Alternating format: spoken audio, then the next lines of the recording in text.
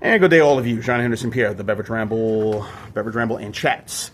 So I want to come in and give you chats of the latest thing, pop news and social sports media, and all that stuff. We'll start off today with Wendy Williams. I'm sure some of you probably heard the interview she did today on The Breakfast Club. It's on YouTube. You can probably look at the Breakfast Club's YouTube channel.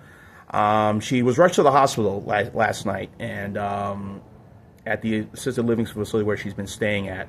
And, I guess they did a checkup or a follow-up or a welfare check on her to see how she's doing. And supposedly she did a psych test, which I guess, she passed according to what was reported. The backstory, of course, for those who don't know, Wendy Williams, a very famous disc jockey, really got her start in New York City on WRKS-FM, KISS FM in New York City. Then moving to WQHT Hot 97, where she really became more well-known in the mid-90s with the topics and the gossip and all that. And she was finished, pretty much in the top 10 in terms of afternoon drive programs against some of the, heavyweights in that market, whether it be Mike and the Mad Dog or, whatever talk show that was on WABC radio or whatnot. And then after that, she left for briefly after a dispute with WQHT over something, whatever it was, management money, I don't know. But she left. She did a stint in Philadelphia, then came back to New York City and worked at WBLS. And then soon enough, her show went syndicated. And I think in like 10 or 15 cities, including obviously New York, LA, here in the Atlanta area as well. Of course, it's the same show as everything, did hot topics, talked about a lot of things. And soon enough, many TV networks and cable networks began to take notice of her show. And then she started to get involved. And she did a show with VH1. She did a couple of things with a couple other different entities. Soon enough, she got her own talk show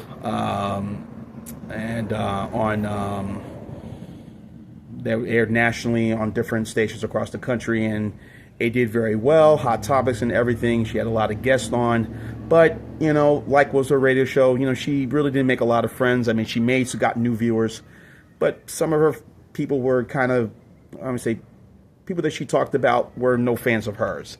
And, and regardless of how you feel about some of her antics over the last 3 decades or so,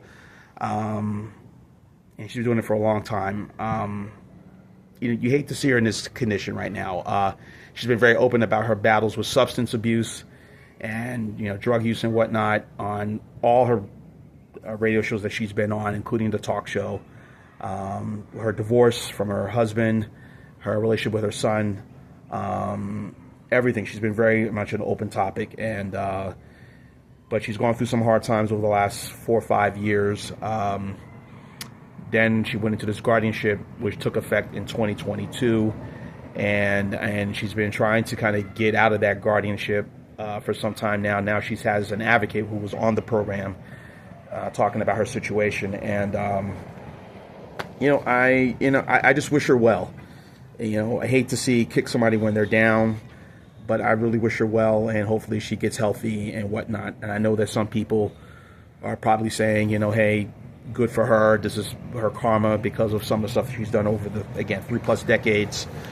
But again, to see someone like that, to see how it's turned out for her, you really hope that she pulls through and survives and gets herself together. But now she did a psych test. She says she passed it. So, we shall see what happens. And I know she's hired an attorney, Joe Tacopina, who's a very famous lawyer who's represented the famous and infamous from Donald Trump, former president, now president again, to recently A$AP Rocky, the rapper, who was married to Rihanna, got him off on those charges. So now he's, I think, looking into the case of trying to get her out of this, guardianship. And but again, my only hope is that she gets healthy and gets better, and she gets back to doing something again. Maybe back on radio, maybe doing a podcast. Who knows?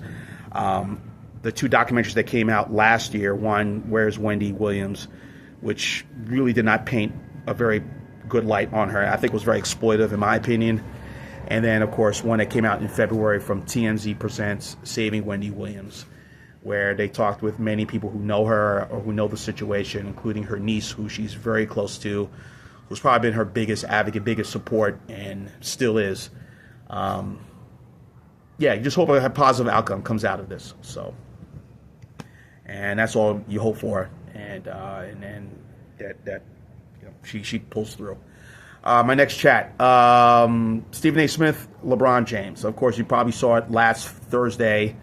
LeBron James confronted Stephen A. Smith at the Lakers-Knicks game. Stephen A. Smith was in Los Angeles. He was there watching the game. Of course, Stephen A. Smith, of course, recently signed this $100 million deal with ESPN. Wasn't really going anywhere, but he was staying with the network, where now he'll be doing a bunch of other things, maybe lighten the workload, but still be involved with not just with the First Take show, but also with Get Up, maybe, making appearances on the, getting his thoughts on the big sports events of the week, of the day, the big sports topics of the day, whether it be, boxing, hockey, NBA, whatever. Still be involved with the Countdown show, but maybe in a limited role. But anyway, LeBron confronted him, and about his criticism of his son, Brony. Now, again, I get it. You're a dad, you're a parent, you're going to defend your child. Much respect, totally understand. But LeBron should understand, and I'm sure he's told this to his son, hey, listen, you're a professional athlete now, so there's going to be some highs, and there's going to be some lows, and you're going to feel it from the media. So they've been, I don't think critical, but I think fair in the fact that Bronny needs a little more seasoning. I'm sure he's 10 times better than me. I'm crap on the court. But anyway, but LeBron has to understand that, look, this is part of the business. And he knows that because he faced it. And when he came into the league, and, LeBron, right now, without question, one of the greatest NBA players right now, right up there, top 5, top 10, all time. But he has to understand that he is going to, that Bronny's going to have to go through it, and just has to be real. But I think Stephen A. addressed it. It was kind of a funny moment. Some kind of agreed with LeBron, told him to say, that's right, Stephen A. Smith, you're a clown. Others kind of agree with Stephen A. Smith. They say, hey, listen, if you're a professional athlete, hey, this is par for the course. And he's right. It is par for the course. You have to take the criticism. And but LeBron talked about it on his did a video.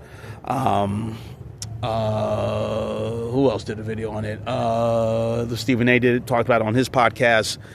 So I think the thing is squashed now. I think people, everyone will forget about it. As you know how the media cycle is. We're on to the next story. On to the next topic. But look, in this business, hey, you're an athlete, you're going to face some praise. If you're good, we'll talk about you. If you do bad, or you're not performing up to your level, we're going to talk about you. Par for the course. So, all right, next chat. Fox says they might show interest on ESPN's MLB deal. Now, as I told you, I guess you probably know, ESPN and Major League Baseball have decided to opt out, which means this year will be the final year of their deal. Possibility that Fox may show interest in their Sunday night baseball coverage and put it on FS1. Fox already does some baseball games on their network, and also they do some baseball games also on their cable network, FS1, some Saturdays, and a couple of games also during the middle of the week. So how much commitment are they willing to put in? The reason we got here, ESPN felt that, Major League Baseball has been kind of giving them the shaft in terms of what they're paying for their package compared to what Apple's paying for their package and what Roku is paying for their package, which is peanuts compared to what ESPN is paying. And they felt that they want to do a reduction and a cost-cutting move. Now, let's face it, the past couple of years, ESPN has not really, they talk about baseball not at the consistent level as they have. And plus, some of their flagship programs like Baseball Tonight has been pretty much disappeared. They used to air 2 games a week, Wednesday night and Sunday night, and even before that they air 3 games: Monday Night Baseball, Wednesday Night Baseball, and a Sunday night game. But now it's just Sunday night. And the Home Run Derby, which is one of the highest rated events in the summer, one of ESPN's big highest rated events during the summer as well. But you know, I don't know if FS1 wants to pay that right now. They got all this money they're paying for the NFL. They get just signed they renewed their Big East TV deal. They got their the NASCAR deal, which they recently re-upped on, and of course their extension of the baseball deal. Do they want to get involved with Sunday Night Baseball, 26 games? I don't know. I think it's just they're going to kick the tires to see what happened. Look out for some of the streamers like Netflix and maybe Amazon if they're willing to do that, but I doubt it. I think ESPN and baseball are going to come to some understanding. I think they're going to work something out. Remember, ESPN has their flagship, their DTC, direct-to-consumer, or OTT platform coming out in the fall. Nobody knows what the pricing is going to be on that, but they're going to need content, and baseball is perfect. So I think the two sides are going to sit at the table, work something out. Yes, ESPN has lost some viewership, subscribers. I think right now they're at 70 million homes. Some say it's probably lower than that. That was the latest figures that I saw, but I think it's a little lower, maybe about 60 million homes. But still, you're on ESPN, which is very important. Nothing against Fox Sports 1, but ESPN, Fox Sports 1, come on, night and day difference. So I think something's going to be worked out between those two. And as far as FS1, I think it's just talk. They're just going to kick the tires and see what happens, and who knows if they have the funds for it, you know. But anyway, all right, that's about it with the chats. Thank you guys. We'll do this again soon. Beverage Ramble. Chats later.